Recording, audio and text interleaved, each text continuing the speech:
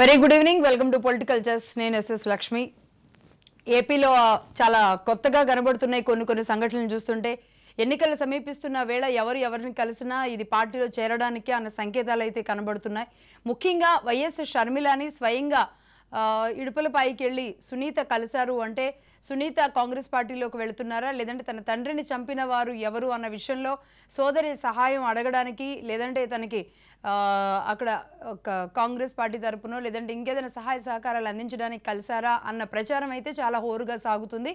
మరీ ముఖ్యంగా అక్కడ తన భర్త రాజశేఖర్ రెడ్డి కానీ, లేదంటే సునీత కానీ, లేదంటే వివేకానంద రెడ్డి సతీమణి సౌభాగ్యమ్మ కానీ, వీరు ముగ్గురు వీలైతే లేదు అంటే కనీసం కుటుంబం నుంచి ఒకరైనా ఇద్దరైనా అదే కడప నుంచి పోటీ చేయడానికి రంగం సిద్ధం చేసుకున్నట్టుగా తెలుస్తుంది. ఇందులో అయితే వివేకానంద రెడ్డి, రాజశేఖర్ రెడ్డి చివరి శ్వాస వరకు ఉన్నారు. ఏ పార్టీలో అయితే ఉన్నారో ఆ పార్టీకే, కాంగ్రెస్ పార్టీకే వీరంతా ఉన్నట్టు కాంగ్రెస్ పార్టీ నుంచే వీళ్ళు కూడా పోటీ చేయబోతున్నట్లుగా అయితే సమాచారం అందుతుంది.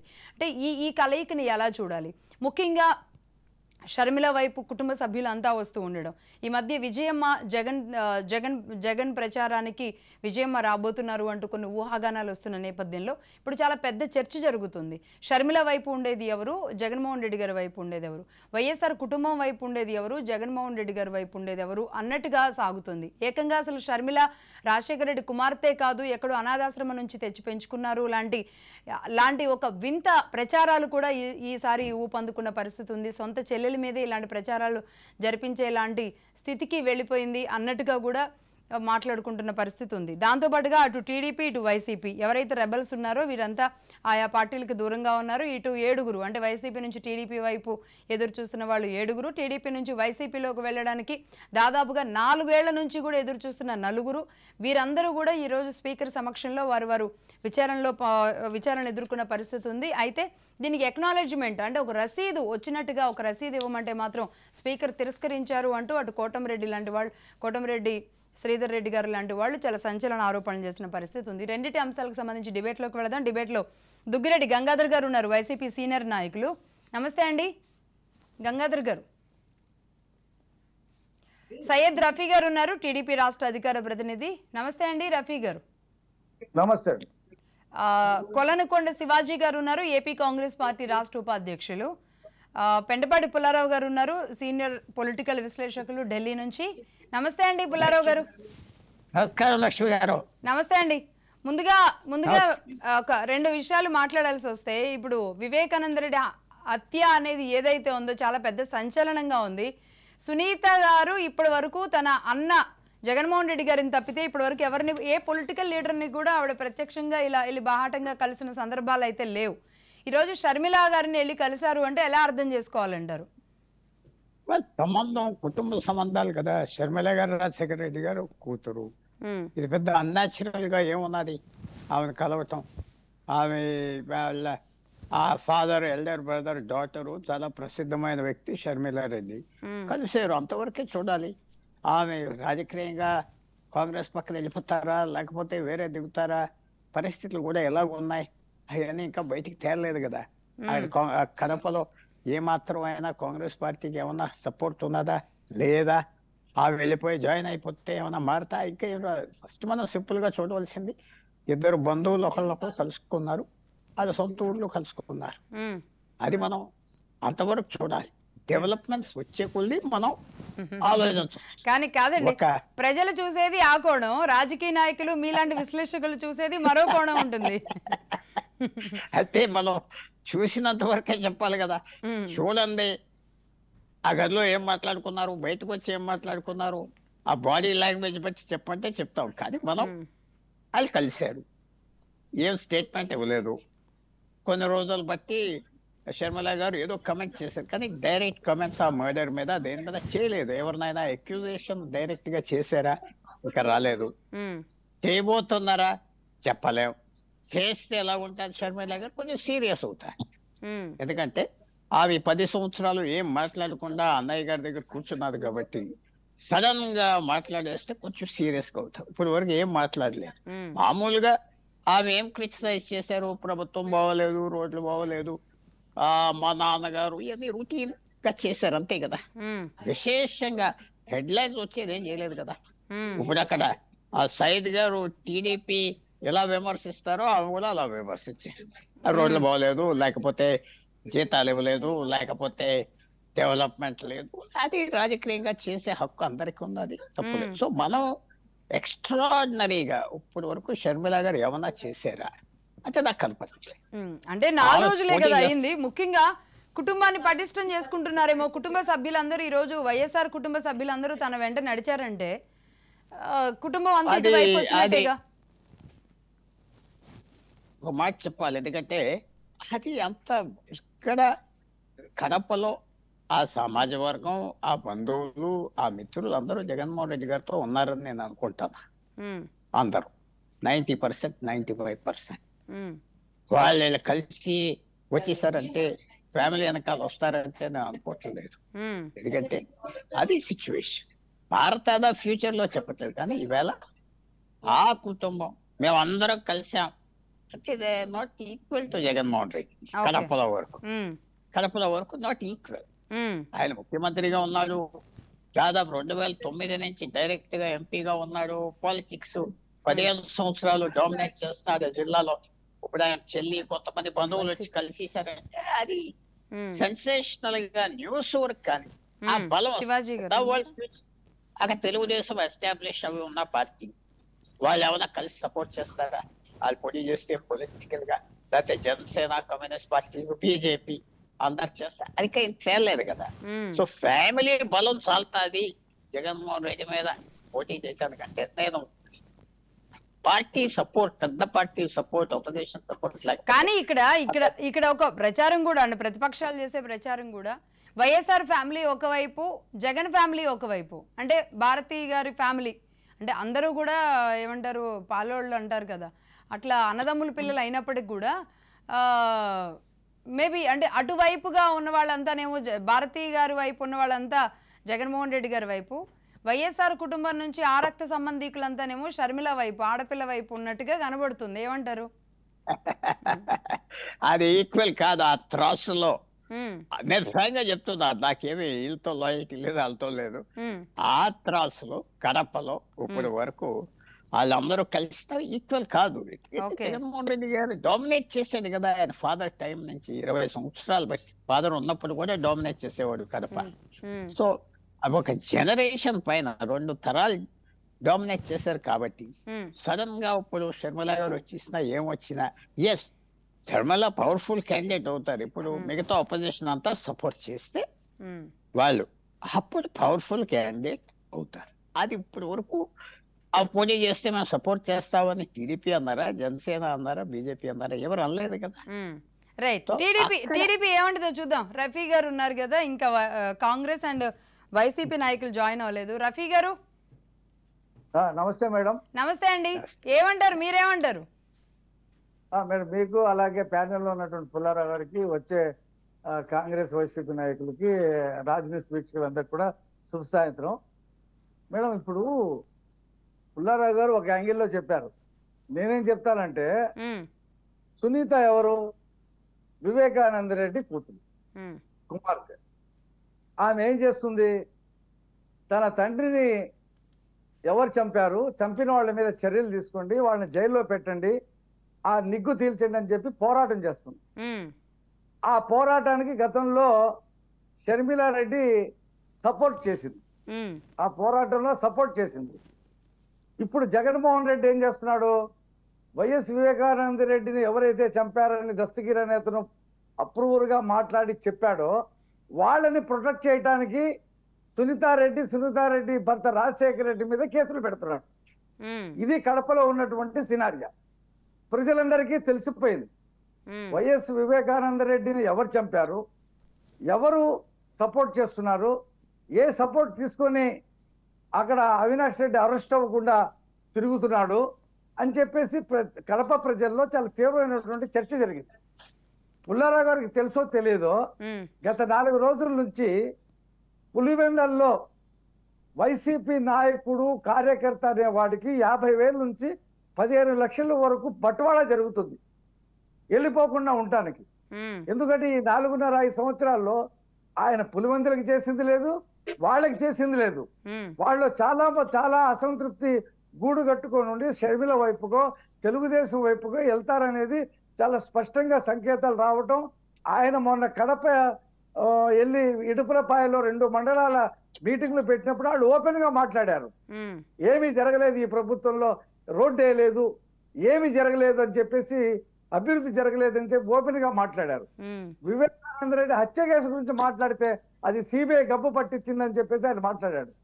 నాయకులు కార్యకర్తలు జారిపోకుండడానికి డబ్బులు పంచి పెడతా ఉన్నాడు. ఇది ఎందుకు? షర్మిల భయమే. ఎక్కడ వాళ్ళు షర్మిలతో వెళ్ళిపోతారని. పుల్లారావు గారు చెప్పినట్టు అక్కడేమి ఆయనకి అక్కడ ఆయనే పులివెందల్లోనే పరదాలు కట్టుకొని ప్రారంభోత్సవాలు చేసినటువంటి పరిస్థితి. రాష్ట్ర వ్యాప్తంగా చేయటం వేరు. తన సొంత నియోజకవర్గం, పుట్టి పెరిగినటువంటి నియోజకవర్గంలో ఒక పార్కు ఓపెన్ చేయడానికి చుట్టూ పరదాలు కట్టుకున్నాడు.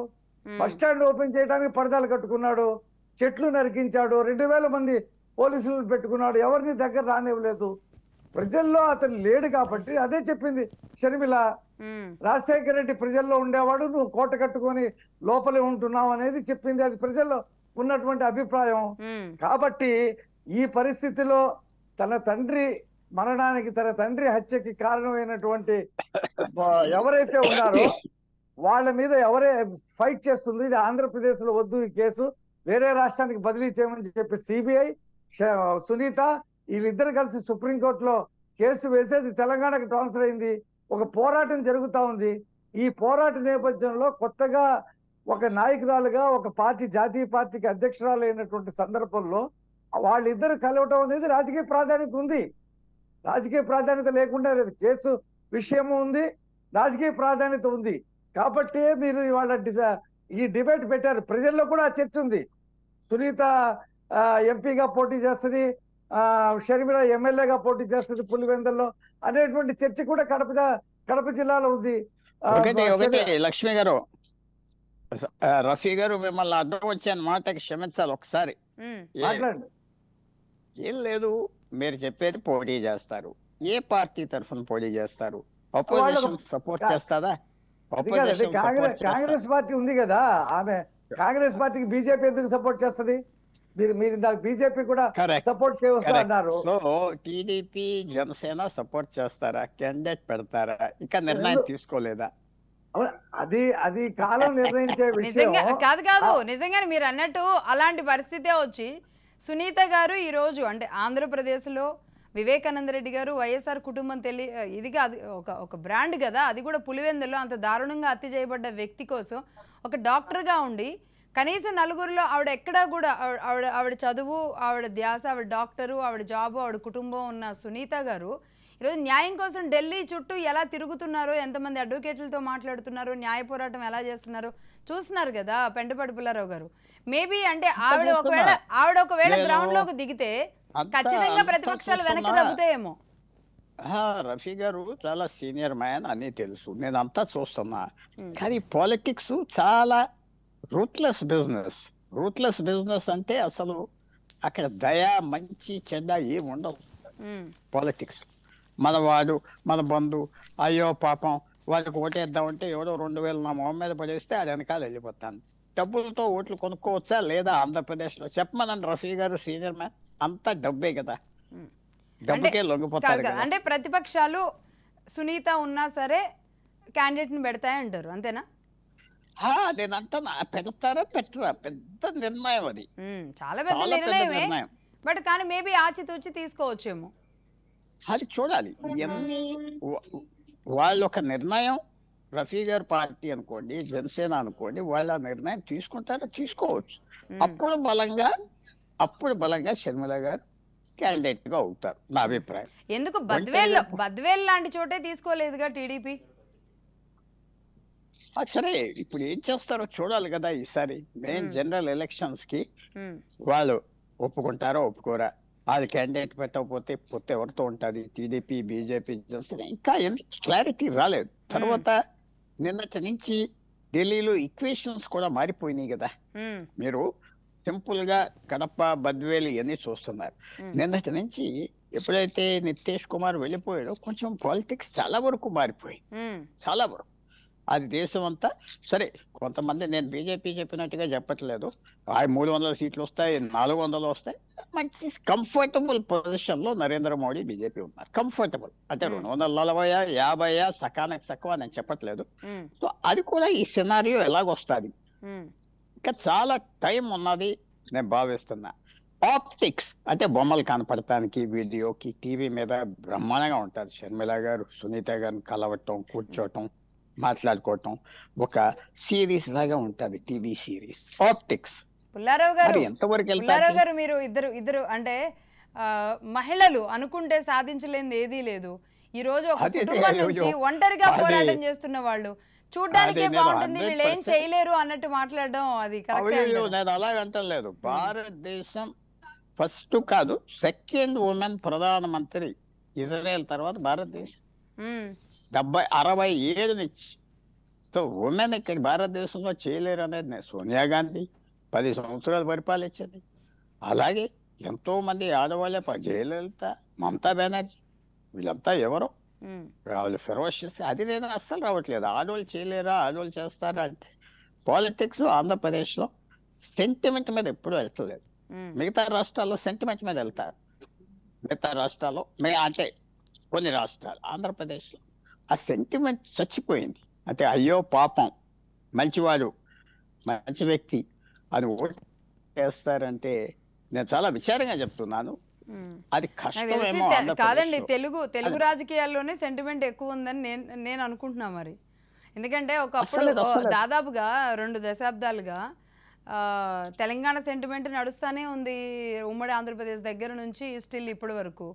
అలాగే రాజశేఖర రెడ్డి గారి మరణం అనేది జరిగిన పరిస్థితులు కూడా మనం చూసాం. రఫీ గారు కానీ రఫీ గారు ఏమంటారు విందామండి. రఫీ గారు మీరే ఉంటారు, చెప్పండి మేడం. సరే, మిమ్మల్ని అయితే మీరు క్యాండిడేట్ని పెడతారా లేదని మిమ్మల్ని అడగలేం, కానీ బట్ ఉన్న పరిస్థితుల్లో నిజంగా మహిళలుగా వాళ్ళు చేస్తున్న పోరాటాన్ని మీరే ఎలా చూస్తారు? మేము సునీత గారు చేస్తున్నటువంటి పోరాటానికి మేము నైతికంగా మద్దతు ఇచ్చాము. అవును, సమర్థించి మాట్లాడాము. ఖచ్చితంగా మేము ఆ విషయం ప్రజల్లోకి బలంగా తీసుకెళ్ళాం. ఆ కడప, రాయలసీమ ప్రజల్లో అర్థమైపోయింది. పోయినసారి ఎన్నికల్లో చంద్రబాబు నాయుడు, ఆదినారాయణ రెడ్డి, లోకేష్ చంపారు, వాళ్ళు చంపి మా చిన్నాన్నని హత్య చేశారని చెప్పి ఆయన ముసలి కన్నీరు కార్చాడు. దానికి ప్రజలు లోబడిపోయారు. అది కాదు, ఈ చంపిన వాళ్ళ ముఠా వేరే అని చెప్పేసి మేము ప్రూవ్ చేయగలిగాం. జగన్మోహన్ రెడ్డి ఇంతవరకు చంద్రబాబు నాయుడు గారు చంపారని చెప్పి ఆ రోజు శవం దగ్గర నుంచొని మాట్లాడిన తర్వాత ఇంతవరకు ఒక ఆధారము సిబిఐకి కానీ, సిఐడికి కానీ, సిట్కి కానీ ఎవరికి ఇవ్వలేకపోయాడు.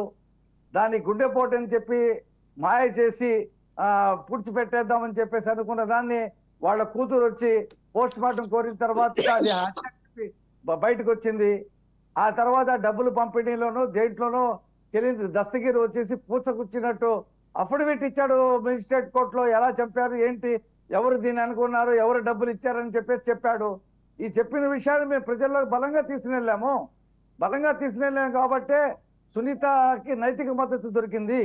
సునీత ఇవాళ షర్మిలాని కలిసిందంటే ఒక డిబేట్ అయింది ఇవాళ రాజ్ న్యూస్ లో, మిగతా టీవీల్లో, మీడియాలో.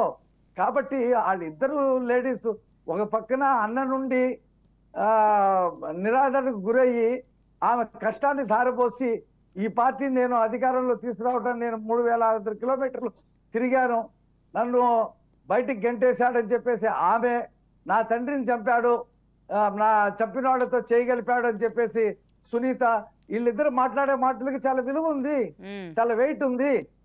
ఇప్పుడు తెలంగాణలో ఎర్రపల్లి దయాకర్ 26 సంవత్సరాల అమ్మాయి మీద ఓడిపోయాడు. అది ఇప్పుడు ఆ ఎర్రపల్లి దయాకర్ చరిత్ర ఏంటి? 26 సంవత్సరాల కాంగ్రెస్ అభ్యర్థి 2 రోజుల క్రితం నిర్ణయించిన కాంగ్రెస్ అభ్యర్థి చేతిలో ఓడిపోయాడు. కాబట్టి ప్రజల్లో ఈ విషయం బలంగా వెళ్ళింది. కాబట్టి వైఎస్ వివేకానంద రెడ్డి హత్య కేసే రేపు కడప రాజకీయాల్లో ప్రధాన పాత్ర వహిస్తుంది. పొలిటికల్ డైమెన్షన్స్ మారుతున్నాయి. మీరు అన్నట్టుగా ఖచ్చితంగా వివేకానంద రెడ్డి గారి హత్య అనేది చాలా మేజర్ రోల్ అనేది ఉండే అవకాశాలు ఉన్నట్టున్నాయి. వైసీపీ నాయకులు జాయిన్ అయ్యారండి.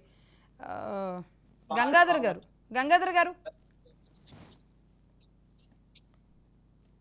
గంగాధర్ గారు వినబడుతుందా? వెళ్ళారు రఫీ గారు చాలా సెంటిమెంటల్ గా చెప్తున్నారు.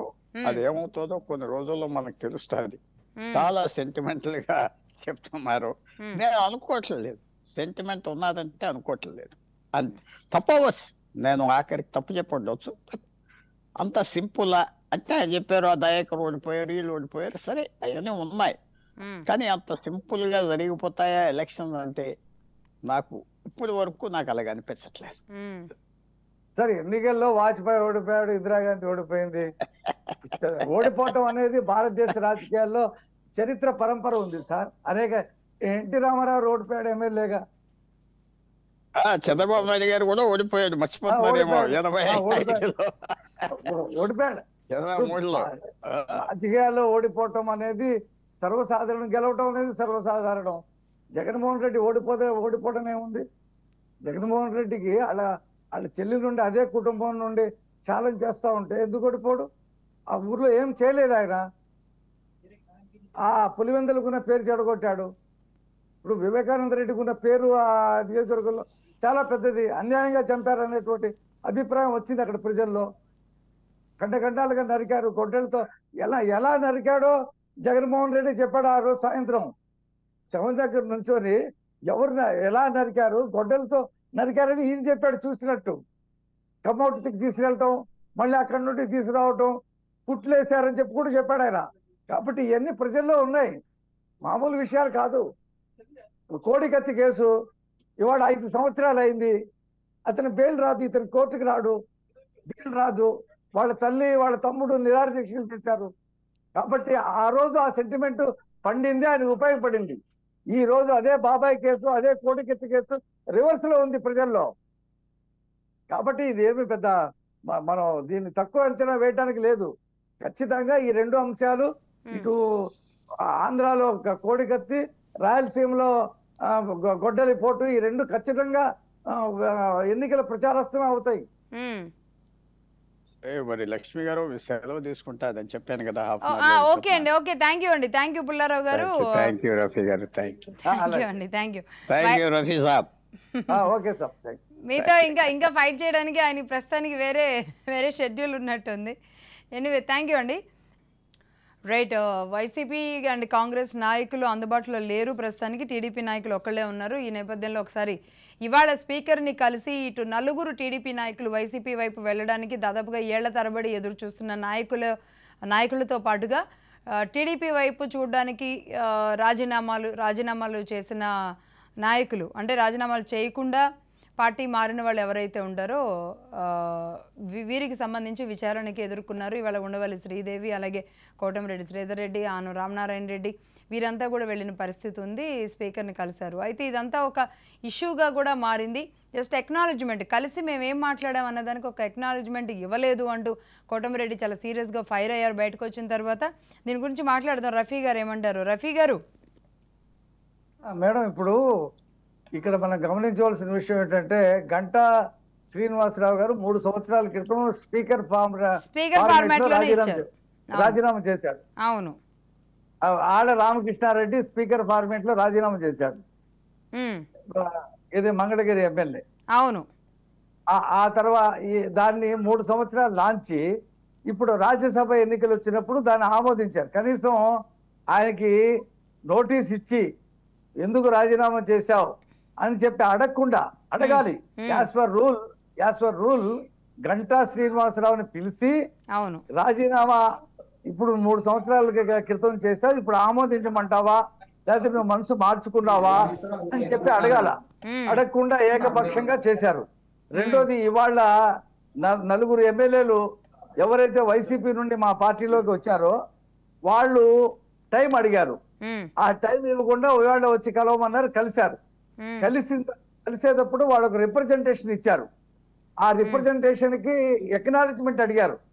ఎక్కడైనా ఒక చిన్న ఆఫీస్ లో ఏదైనా మనం ఉత్తరం ఇస్తే, ఏదైనా ఒక అప్లికేషన్ పెడితే ఎక్నాలజ్మెంట్ ఇస్తారు. పోలీస్ స్టేషన్ లో కూడా కేసు పెడితే అక్కడ ఎక్నాలజ్మెంట్ ఇస్తారు. స్పీకర్ లాంటి అత్యున్నతమైనటువంటి ఆఫీస్ లో ఒక కొన్ని లక్షల మంది ఎన్నుకున్నటువంటి ఎమ్మెల్యే ఒక లెటర్ అప్లికేషన్ ఇస్తే ఇది అంశాలని చెప్పేసి ఇస్తే దానికి అక్నాలెడ్జ్మెంట్ ఇవ్వకపోవటం అంటే ఇది ఒక పెద్ద కుట్ర. అంటే వైసీపీ ఎమ్మెల్యేలు అయితే ఒక రకంగా, టీడీపీ ఎమ్మెల్యేలు అయితే ఒక రకంగా చేశారంటారా? ఇప్పుడు అక్నాలెడ్జ్మెంట్ వాళ్ళు అడిగారో లేదో మనకు తెలీదు. తెలుగుదేశం నుంచి వైసీపీకి వెళ్ళినటువంటి నలుగురు ఎమ్మెల్యేలు వాళ్ళు అక్నాలెడ్జ్మెంట్ అడిగారో లేదో తెలియదు.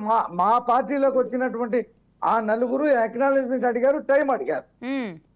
వాళ్ళకు ఉన్నటువంటి హక్కు అది. ఇప్పుడు సభ నడిపేటప్పుడు ఈ స్పీకరు ఏ రకంగా రూల్స్ అన్ని వైలేట్ చేసి సభ నడిపాడో మనం చూసాం. ప్రతిపక్ష నాయకుడిని దూషణలు చేస్తా ఉంటే మౌన ప్రేక్షకుల్లా ఉండి వాళ్ళకే మద్దతు పలికి మాట్లాడిన సంఘటన మనం చూసాం అసెంబ్లీలో. దానికి నిరసనగానే చంద్రబాబు నాయుడు గారు నేను ఈ గౌరవ సభలోకి రాను, గౌరవ సభ ఏర్పాటైన తర్వాతే వస్తానని చెప్పేసి వెళ్ళిపోయారు. కాబట్టి ఈ స్పీకర్ ధోరణి పక్షపాతంగా ఉంది. జగన్మోహన్ రెడ్డి ఏం చెప్తా చేసుకున్నాడు, ఆయన రాజకీయ ప్రయోజనాల కోసమే స్పీకర్ పదవిని వాడుతున్నాడు అనేటువంటిది సర్విత విదితం, అందులో ఏమీ సందేహం లేదు. ఇప్పుడు సడన్ గా ఈ రాజ్యసభ ఎన్నికలు 27వ తారీఖు ఫిబ్రవరి 27వ తారీఖు ఉండటం వల్ల ఏ రకమైన ట్విస్ట్ చేయాలని, తెలుగుదేశానికి ఉన్నటువంటి మద్దతుని ఏ రకంగా తగ్గించాలా అనేటువంటి దాని మీద ఆయన చేస్తారు. ఇప్పుడు ఆళ్ల రామకృష్ణారెడ్డికి ఎందుకు నోటీస్ పంపించలేదు? ఇప్పుడు ఆయన రాజీనామా చేసి ఇంత 1 మంత్ వస్తుంది కదా, స్పీకర్ ఫార్మేట్ లోనే రాజీనామా చేసి స్పీకర్ కార్యాలయంలో ఇచ్చాడు ఆయన. ఆయన ఎందుకు పిలవలేదు? ఈ నలుగురిని ఆ నలుగురిని ఎందుకు పిలిచారు? కాబట్టి ఇదంతా కూడా ఒక కుట్ర జరుగుతూ ఉంది. ఆ కుట్రని కోర్టులో ఛాలెంజ్ చేయడం జరిగింది. ఇవాళ వాదనలు కూడా జరిగినాయి. రేపటికి కూడా కేసు వాయిదా ఇచ్చారు. ఇప్పుడు స్పీకర్ది అత్యున్నతమైనటువంటి పోస్టు, అది సభకే పరిమితం కాదు. రాజ్యాంగం ఉంది, రాజ్యాంగ విలువల్ని పాటించి స్పీకర్కి అధికారాలు ఇచ్చారు. రాజ్యాంగ విలువల్ని పాటించకుండా, రాజ్యాంగాన్ని రక్ష చేయకుండా ఆయన సొంతంగా చేస్తే కోర్టు ఇన్వాల్వ్మెంట్ అవుతుంది. అందులో ఆ చట్టంలోనే రాస్తుంది. ఖచ్చితంగా కోర్టు అడుగుద్ది, ఎందుకు వాళ్ళకి నోటీస్ ఇవ్వలేదు, ఎందుకు నోటీస్ ఇవ్వకుండా గంటా శ్రీనివాసరావుని మీరు అన్నరుడు వెయిట్ వేశారు, వీళ్ళు కూడా టైం అడిగారు, వీళ్ళు ఎప్పుడో పార్టీ మారితే ఇప్పుడు దాకా మీరు ఎందుకు వాళ్ళని పిలిచి అడగలేదు, ఎందుకు చేయలేదు అని చెప్పి కోర్టు అడుగుద్ది. కోర్టు ఏం కళ్ళు మూసుకొని ఉండదు. ఖచ్చితంగా చట్ట ప్రకారంగా జరగాల. వాళ్ళు అనుకున్నట్టుగా చేస్తే అది సాధ్యమయ్యే విషయం కాదు. ఇక్కడ ఈ రాష్ట్రంలో ఇంకా కోర్టులు ఉన్నాయి, చట్టాలు ఉన్నాయి. జగన్మోహన్ రెడ్డి అనుకున్నట్టే జరగదు. అయితే నా మీద మీకు నమ్మకం లేదా, ఎందుకు అక్నాలెడ్జ్మెంట్ ఇవ్వాలని స్పీకర్ అన్నారు అంటారు. అది నమ్మకాలతో కూడుకున్నది కాదండి. రిటర్న్ గా రేపు ఇవ్వలేదు అంటాడు ఆయన. ఏంటి దానికి రుజువు? ఎక్కడైనా సరే ఒక లెటర్ ఇస్తే స్పీకర్ స్థాయిలో ఉన్న వ్యక్తులు అలా మాట్లాడరుగా. అలా మాట్లాడటం అనేది రాదండి. ఇక్కడ ఒక లెటర్ ఏ ఆఫీస్ లో అయినా ఇవ్వనివ్వండి, దానికి మీరు ఇచ్చిన లెటర్ కి ఇదిగో అక్నాలెడ్జ్మెంట్ మాకు అందింది, ఈ విషయాన్ని మేము పరిశీలిస్తాం అని చెప్పి అక్నాలెడ్జ్మెంట్ ఇవ్వాలా. ఫలానా డేట్ లో ఫలానా టైంలో మీరు స్పీకర్ ఆఫీస్ కి నాకు స్వయంగా మీరు లెటర్ ఇచ్చారు, నేను మీరు రాసినటువంటి అంశాలని పరిశీలిస్తాం అని చెప్పేసి ఒక అక్నాలెడ్జ్మెంట్ ఇవ్వాలా రిటర్న్ గా. అంటే ఆయన ఏంటి, అక్నాలెడ్జ్మెంట్ ఇస్తే ఇది కోర్టులో ఎక్కడ వీళ్ళు దాన్ని ఫైల్ చేస్తారని చెప్పి భయం ఆయనకి. అయితే అంటే గతంలో కూడా మేము అడిగాము, బట్ ఆ సమయంలోనేమో నాంచారు, స్పీడ్ పోస్ట్ ద్వారా పంపిస్తామన్నారు, కానీ అది కూడా జరగలేదు. 3 సార్లు కన్నా ఎక్కువ సార్లు కలవకూడదని ఏమన్నా రూల్ ఉందా అని మేము అడిగాము. దానికి ఇప్పుడే కొత్తగా తీసుకొచ్చాము ఈ రూల్ అని ఆయన కూడా అన్నారు. అంటే లోపల జరిగిన సంభాషణ అంటే మరి అది నవ్వుతూ జరిగిందా, లేదంటే ఇద్దరి మధ్య కొంచెం సీరియస్గానే జరిగిందా, పొలిటికల్గా ఏమైనా జరిగిందా అన్న అనుమానాలు వస్తున్నాయి. ఎందుకు ఒక విచారణ ఇంత పెద్ద రాద్ధాంతం అవుతుంది? అంటే పక్షపాతంగా జరుగుతుంది కాబట్టి. గంటా శ్రీనివాసరావు గారి విషయంలో ఏం జరిగిందో మనం చూసాం. ఆళ్ల రామకృష్ణారెడ్డి రాజీనామా విషయంలో ఎందుకు నోటీస్ పంపించలేదు, ఆయనకి ఆమోదించామని చెప్పి ఎందుకు చెప్పలేదు? ఇది ఉంది కదండి. చెప్తారేమో, టైం తీసుకొని చెప్తారేమో రేపు. అంటే ఇప్పుడు 8 మందికి అయితే ఇచ్చారు కదా, మరి ఆయనకి ఎందుకు ఇవ్వలేదు? ఇప్పుడు ఆ గంటా శ్రీనివాసరావుని పర్సనల్ గా ఇప్పుడు చట్టం ఏం చెప్తుంది, ఎవరైనా సభ్యుడు రాజీనామా చేస్తే పర్సనల్ గా అడగాల, వాళ్ళ దగ్గర నుంచి లెటర్ కూడా తీసుకోవాలా. పర్సనల్ గా మీరు సాటిస్ఫాక్షన్ అయితేనే ఆయన రాజీనామా ఆమోదించాడు. ఎందుకంటే మీ ఇద్దరు వ్యవహారం కాదు, కొన్ని వేల మంది ఓటర్లకు సంబంధించినటువంటి అంశము, ఆ నియోజకవర్గానికి సంబంధించినటువంటి అంశము, వాళ్ళ హక్కులకి సంబంధించినటువంటి అంశం అని చెప్పి ఆ చట్టం చెప్పింది. కాబట్టి ఇవాళ స్పీకర్ ఇవ్వలేదంటే సరిపోదు, రేపు కోర్టులో ఎందుకు ఇవ్వలేదు ఎక్నాలజ్మెంట్ అని చెప్పి కూడా కోర్టు అడిగితే స్పీకర్ హైకోర్టుకు వచ్చి చెప్పాల్సినటువంటి పరిస్థితి రావచ్చు. ఎక్నాలజ్మెంట్ అడగటం అంటే అడ్వకేట్ పెట్టుకుంటామంటే కూడా ఒప్పుకోలేదు అనే అలాంటి పరిస్థితులు ఉన్నాయన్నారు. అయితే విచారణకి అటు వైసీపీ అంటే వైసీపీ నుంచి టీడీపీ వైపు రావాలనుకునే వాళ్ళు, టీడీపీ నుంచి వైసీపీకి వెళ్ళాలనుకునే వాళ్ళు అందరూ హాజరయ్యారు. కానీ టీడీపీ మాత్రమే ఇక్కడ అంటే ఇక్కడ జగన్మోహన్ రెడ్డి గారు ఏమన్నాడు, నేను పార్టీల ఫిరాయింపులను ప్రోత్సహించను, ఎవరైనా పార్టీ ఫిరాయిస్తే రాజీనామా చేయిస్తాను, ఎన్నికల్లో గెలిచి రావాల్సిందే అని చెప్పాడు. ఇది చాలా గొప్ప విషయం. జగన్మోహన్ రెడ్డి గారు తీసుకున్నటువంటి నిర్ణయం అమోహం అని చెప్పి స్పీకర్ గారు ఆ రోజు ఎక్నాలజ్మెంట్ చేశాడు అసెంబ్లీ సమావేశాల్లో. మరి ఏది ఇవాళ మా పార్టీ నుండి నలుగురిని ప్రలోభ పెట్టి వాళ్ళ పార్టీ జెండాలు కప్పుకొని ఆ పార్టీ సమావేశాల్లో వైసీపీ లెజిస్లేటివ్ పార్టీలో కూర్చుంటున్నారు వాళ్ళు. కానీ పబ్లిక్ ఎగ్జాక్ట్లీ అలానే కూర్చుంటున్నారు. అయితే వాసుపల్లి గణేష్ గారు టీడీపీ చెప్పిన దానికి అంటే టీడీపీ విధానం బాలేదు, నాకు నచ్చలేదు, వారి పద్ధతులు బాలేదు కాబట్టే నేను అక్కడి నుంచి పార్టీని వదిలిపెట్టాను, వారు చెప్పింది ఒకటి చేస్తున్నది ఒకటి అని కొంచెం ఘాటుగానే మాట్లాడినట్టున్నారు. వైసీపీ మాత్రమే తనకి క్లియర్గా ఒక మంచి పార్టీగా కనబడుతుంది కాబట్టి వచ్చా అన్నారు. మేబీ స్పీకర్ దానికి సంతృప్తి చెందారంటారా? చూడాలి. ఇప్పుడు టీడీపీ విధానాలు నీకు నచ్చకపోతే నువ్వు టీడీపీ నుంచి గెలిచావు కాబట్టి రాజీనామా చేసి వైసీపీలోకి వెళ్ళి పోటీ చేసి గెలవలసింది. నువ్వు జగన్మోహన్ రెడ్డి దగ్గరికి వెళ్ళి కండువా కప్పకుండా మీ అతని కుమారుడికి కండువా వేసి ఎవరిని మోసం చేద్దాం అనుకున్నావు? 4 ఏళ్ళు అయింది కదండి దాదాపుగా ఈ నలుగురు దూరంగా ఉండబట్టి. అదే 4 ఏళ్ళు అయింది. కరణం బలరామ్ గారు, వల్లభనేని వంశీ గారు, వాసుపల్లి గణేష్, మద్దాలగిరి గారు ఎవరిని మోసం చేద్దామని మీ పిల్లల్ని తీసుకొచ్చి కండువా కప్పి మీరు కండువా కప్పుకోకుండా నుంచున్నారు మీరు. అంటే ప్రజలను మోసం చేయటానిక? ఇవాళ ఎన్నికలు సమీపిస్తున్నాయి, ఇక టైం అంతా అయిపోయింది కాబట్టి ఇవాళ తెలుగుదేశం విధానాలు నాకు నచ్చలేదు, వైసీపీ విధానాలు నచ్చినాయి అని చెప్పి ఇవాళ చెప్తారా? ఆ రోజు చెప్పాల్సింది. మీరు ఆ రోజు తీర్థం తీసుకున్న రోజే చెప్పాల్సింది. కానీ ఇక్కడ మీరన్నట్టే వైసీపీ జెండా, వైసీపీ కండువా వీళ్ళు కప్పుకోలేదు, వైసీపీలోకి వెళ్ళలేదు, పార్టీ మారుతున్నట్టు ఎక్కడా చెప్పలేదు. పార్టీ మరి మీ పార్టీ క్యాడర్ అంతా దూరం జరగడం, వైసీపీ క్యాడర్ అంతా మేబీ దగ్గరగా ఉండేవాళ్ళేమో. ఏ పార్టీ కార్యక్రమాల్లో కూడా వీళ్ళు పెద్దగా పాల్గొన్నట్టు కూడా లేనట్టున్నారు ఈ నలుగురు కూడా. అంటే ఒక రకంగా అంటే దీన్ని ఎలా అనాలి అంటే వెలివేసినట్టుగా ఒక 5 ఏళ్ల పాటు ఒక ఎమ్మెల్యేగా గెలిచిన తర్వాత ఏదో ఒక పార్టీలో ఉండాలనుకోవడం అనేది 100% అయితే ఇటు లేదంటే అటు, ఏదైనా సరే దేనికైనా సరే యుద్ధం చేసైనా సరే అటు వెళ్ళాలనుకున్నా వెళతారు. కానీ వీళ్ళ నలుగురు ఎందుకు ఇంత పెద్ద శిక్ష అనుభవించారంటారు? శిక్ష ఏముందంటే ఇప్పుడు వల్లభనేని వంశీ ఉన్నాడు, వైసీపీ ఆఫీస్ రంగులు వేసుకుని వైసీపీ కార్యాలయం చెప్పి ఆయన కార్యాలయానికి పేరు మార్చుకున్నాడు. వైసీపీ లెజిస్లేటివ్ పార్టీ మీటింగ్ లో కూర్చుంటున్నాడు, వైసీపీ కండువా కప్పుకుని ప్రచారం చేస్తున్నాడు, స్థానిక సంస్థల ఎన్నికల్లో వైసీపీని గెలిపించమని తిరిగాడు, వైసీపీ సభలు పెడతా ఉన్నాడు, అలాగే గణేష్ చేస్తున్నాడు, అలాగే కరణం బలరాం చేస్తున్నాడు, అలాగే మద్దాలగిరి చేశాడు. వాళ్ళు వైసీపీలోనే తిరుగుతా ఉన్నారు, ఏ పార్టీలో వెళ్ళకుండా ఏం లేరు. ఒక అసెంబ్లీలో మాత్రం మేము ఏ పార్టీ కాదని చెప్పి వాళ్ళ పక్కనే కూర్చుంటున్నారు, వెళ్ళి వాళ్ళ పక్కనే కూర్చుంటున్నారు. వాళ్ళు చప్పట్లు కొడితే వీళ్ళు కూడా చప్పట్లు కొడతా ఉన్నారు. వాళ్ళేమి కానీ రఫీ గారు ఎంతైనా అంటే ఇటు టీడీపీ కండువా లేక అటు వైసీపీ కండువా లేక ఏ పార్టీ ఎమ్మెల్యేలమో చెప్పుకోలేక ఇది ఒక చిన్నతనం కాదా? ఎందుకు అట్లా ఎందుకు అంత కష్టాన్నైనా భరించాలని ఎందుకు అనుకున్నారంటారు? మీరు అనుకుంటున్నారు కానీ వాళ్ళు కష్టాన్ని భరించలేదండి. వాళ్ళు ఓపెన్ గా వైసీపీ నాయకులుగానే చలామణి అవుతున్నారు పబ్లిక్ డొమైన్ లో. వాళ్ళేమి దాచుకోలేదు. అంటే ఇది ఇల్లీగల్, దీన్ని అంటే ఎలా చూడాలి అసలు? దీన్ని ఎలా చూడాలంటే వాళ్ళకి దమ్ము ధైర్యం లేదు, ఉప ఎన్నికలు వస్తే గెలుస్తామనే నమ్మకం లేదు. మా పార్టీలోకి 4 వచ్చారు, మా పార్టీలో 4 వచ్చిన మేము ఆ రోజే చెప్పాం అవసరమైతే ఉప ఎన్నికలు వస్తే మీరు ఫేస్ చేయవలసి వస్తుందని చెప్పేసి చెప్పాం.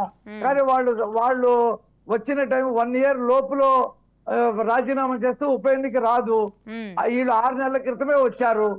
కాబట్టి ఇప్పుడు చట్ట ప్రకారంగా వాళ్ళు మా పార్టీలోకి వచ్చారు. చట్ట ప్రకారంగా మీరు చర్యలు తీసుకోమని చెప్తున్నాం. మేము చర్యలు తీసుకోమని చెప్పాడు. కాకపోతే ఎవరి హక్కుల్ని వాళ్ళకి కాపాడాలి. మాకున్న హక్కులు మాకు ఇవ్వండి. మాకు